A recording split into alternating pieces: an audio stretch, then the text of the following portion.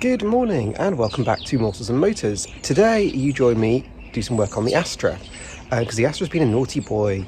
Last week I replaced the thermostat and did just a few little kind of tidying up jobs in the engine bay, replaced the coolant, that kind of thing. Took it for a little test drive to see what the thermostat was like.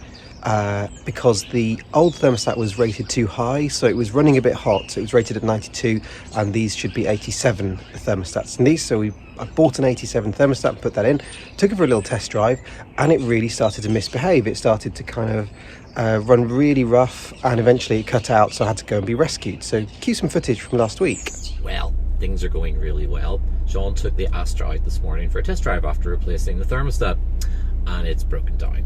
So I'm in the Volvo to go and rescue him with a tow rope.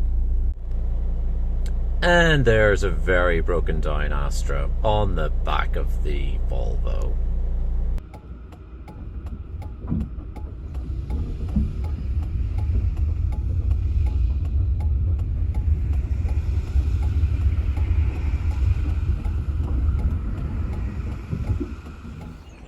Anyway, cut back to today. Today's job is to see if I can work out why it cut out on me.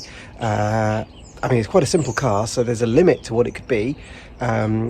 We've got the classic fuel, air, spark kind of trio. I mean, you could also add a little bit of timing, etc. to that, but let's start with the basics. I have a feeling it's fuel, so we'll look at that first. The reason I'm suspecting that it is a fueling issue and not a spark issue is that the car starts fine. So it sort of starts, it catches, and then it sort of peters out after a little while. It doesn't feel like an ignition issue. I've had enough old cars to know by intuition, or a bit of instinct perhaps, that where the ignition system is the issue, because it's just kind of rough but stays running often with an ignition one, or it completely just doesn't start at all. That would be kind of why I'm thinking of fuel. So let's see. So let me tell you what I got up to last week. There were just a few little things I did. One was I drained coolant, flushed the radiator to make sure that there was no coolant issues, and then replaced it. It's a little bit low because it's just been settling, so it needs to be topped up. I took off the distributor cap, checked the rotor arm, and it was all fine. I think I just cleaned the rotor arm very slightly. It was just a little bit oxidized, so put that back and reassembled and refitted the distributor cap. I also took off the air filter cover, checked the air filter element, which looked in good condition, put it back, discovered it was a little bit loose on the carburettor, and tightened up. There's like a slot there that you can slot a screwdriver in, which tightens the Jubilee clip that holds that onto the carburettor, so it's much tighter than it was looser. So I fixed an air leak, which means it should be running even better. Hey ho. I initially thought that when I replaced the air filter cover that maybe I'd forgotten to put the vacuum pipes back on, but I had, so that's not the issue. So I had a good look around the engine bay and I really can't see that there's anything wrong. Taking off the oil filler cap to start with, no mayonnaising or anything, so I don't think we need to worry about the idea that it might be sort of water getting into the oil. Spark plug leads all look like they are very secure on both the spark plug ends and on the distributor cap. The vacuum advance hose is attached and is also attached, I think it's this one, is also attached to the carburettor and is all fine. So there's not an awful lot going on here. However, I have noticed one thing. This fuel filter is very full, and normally when I've been using this car, that fuel filter, or certainly when it's been sitting for a long while, that fuel filter is fairly empty. There's only a little trickle of fuel in it. Does that therefore mean, I wonder, the fuel pump is fine, it's pumping lots of fuel, but there's some sort of blockage in the carburettor somewhere along the line that is preventing that fuel from getting through, causing a bit of fuel starvation, which is causing the poor running. So let's remove the air filter and start having a look at the carburettor. Okay, I have my screwdriver, and GM have given you a lovely slot under here and a little sign there that shows you where your screwdriver is supposed to go in order to get at the little Jubilee clip that holds this in place. However, it's much easier with two hands, so I will stop recording. Okay, I've loosened the air filter. So, lift that off, and I just need to disconnect those two vacuum hoses off the bottom of it. Come on, off you pop. Okay, air filter out of the way. Here is our carburettor. If this is full, my guess at this stage is that the float maybe is a bit sticky. And that is my guess, that we have a sticky float, and it is, or sticky float valve, so it's closing up and it's not letting the fuel through. Just trying to work out how this carburettor works. So that's the choke cable there. And if I pull that choke out, what difference does it make? Okay, that does work, but it's, ooh. Well, that would explain why the car doesn't start very well. Full choke. Oh, okay. Okay, something is a bit broken. Okay. So I've pulled out the choke fully, and yeah, it's just very flappy. So if I pull the choke in, what happens? So it does operate that fully at that stage, so we've got fully open choke, but no wonder it's so bad at cold starting. Pull the choke fully out, and yeah, we've only got like a quarter of a flap, and if I know carburettors, that should be much more closed than that, surely. There's a spring here that looks like it's not under any tension whatsoever, so it suggests to me it might be a bit broken. Interesting. That's not how a choke's supposed to feel, I don't think. I mean, I don't know exactly how this carburetor is supposed to be set up, but it should be kind of quite tense, and it should stay like that, I would say, on full choke. Okay, well, that's one thing wrong with the carburetor. It wouldn't have caused the poor running because the choke was fully open, and it's very stiff when the choke's fully open. So that's not our issue, although it is an issue. Okay, this isn't our problem, but I fixed the choke, so that's good. The spring, which is kind of tucked around there now, was kind of loose down there, so I've brought it round and tucked it over there, and it's now nice and tight where it's supposed to be, closed. So hopefully that means that now the car should start better from cold, which is excellent news. So that's the choke fully closed, and that's the choke fully open, fully closed, fully open. Good news. Okay, that's making me no closer to working out why the car's not running right, but we'll get there. So the next thing I think I'm going to do is operate the throttle to see if there's any fuel coming out of the, what I think there is kind of the main kind of fuel dump out of the little reservoir that would be here in the carburetor. So how do I operate the throttle? All right, I'm turning the throttle. Do we have any?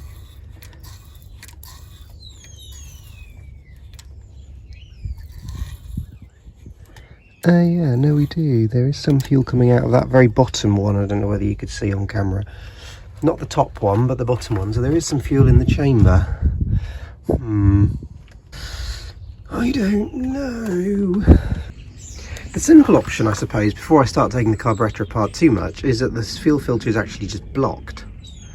So I suppose it can't hurt to just replace it, or even not have one there at all for temporary purposes, just to see how the car is running. So maybe I'll just start with that.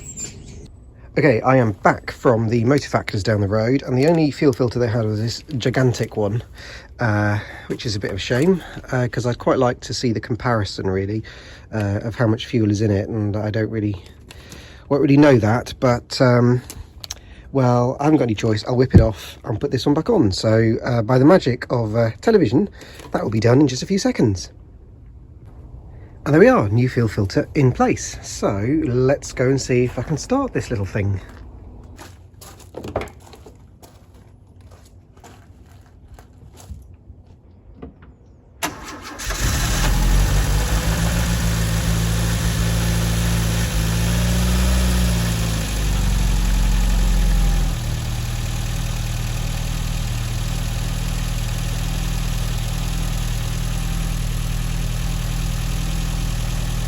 Well, that started better than it's ever started before, so that means that the choke flap has really fixed it, because it never ever started first time before from cold, so that's good. That fuel filter is full of fuel almost straight away, so I'm not quite sure what that means. It means the fuel pump's working really well. I'll see how it idles.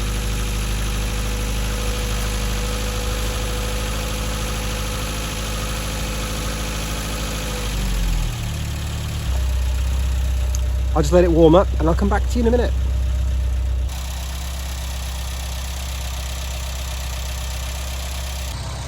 Well, now the car has idled for at least 10 minutes and it still sounds really strong. It's got to temperature. The cooling fan has just kicked on, which means it's definitely at temperature. I've driven it down the driveway and back a couple of times and it seems to be strong and powerful and none of the kind of hesitation or grumbly issues that I had before. So I sort of think that maybe I fixed it. There is my little hesitation, which is that obviously the fuel filter, well, you can hear the cooling fans come on there again. Cooling fan. Yeah, I still have a slight concern, which is that obviously that does mean that there is some detritus in the fuel that has blocked the fuel filter.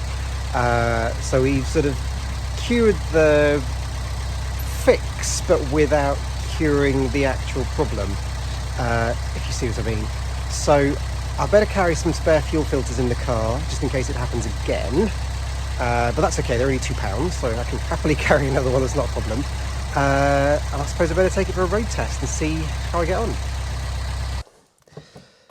I'm a little nervous, I have to admit. Because I did not enjoy breaking down last time, it was not fun. And I've got nobody with me today to be able to tow me home if something goes wrong. So I think what I'm going to do is just go to the estate that's around the corner from my house, and if it does start to run badly, hopefully we can either run home, dive home, or I can abandon it at the estate until I can get a friend to come and help me collect it.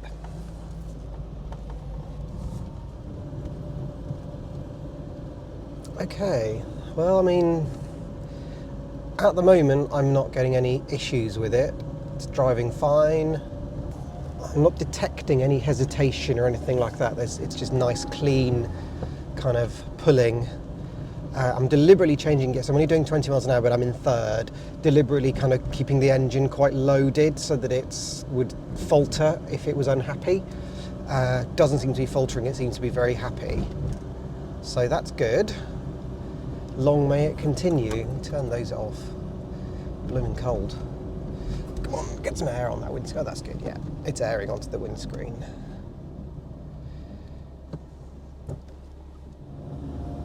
I'm enjoying where my temperature gauge is sitting. It's sitting sort of just above the that first line,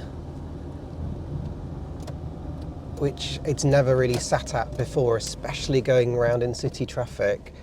It tends to want to wander above the second line, which kind of always puts my heart a bit in my mouth, because I'm thinking, oh God, if it actually keeps going up, I've got very little time to notice that and stop, to stop some overheating happening. But at the moment, we seem to be going well.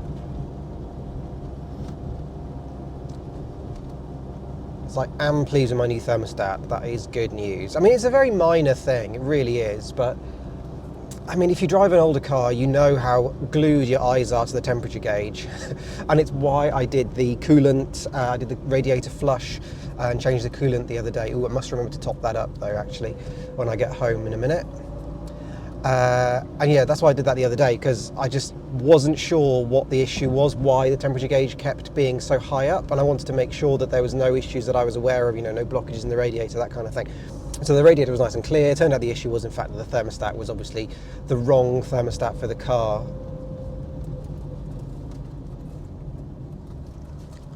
We're still doing well, so I'm feeling confident, which I'm really pleased about, because I've missed driving this little car over the last week or so when it's been out of action.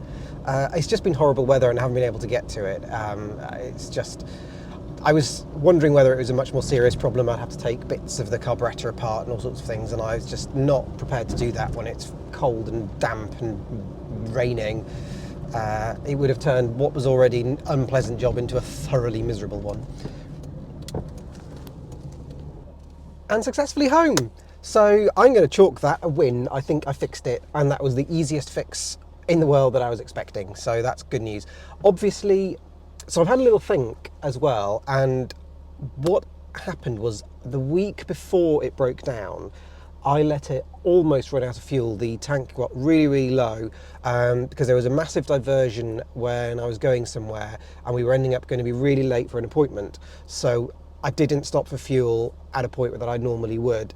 So I let the tank get really low before fueling up. So I wonder whether that journey there picked up quite a lot of detritus from the bottom of the tank into the fuel filter, and then it just gradually sort of blocked itself up. So that the journey after that, it failed. And that would certainly make sense. I'm certainly not going to let the tank get that low again. If I was being really thorough, I should probably drop the tank and clean it out. But at the moment, I've got like nearly a full tank of petrol, so I'm not going to do that now. But at some stage, perhaps that's something to put on the jobs list for this car, is to give the tank a nice clean. So there we go. Thank you very much for watching. Hope you enjoyed this video. I've certainly enjoyed making it enormously because I have a fixed car at the end of it. So yippee! See you again in the next one. Bye.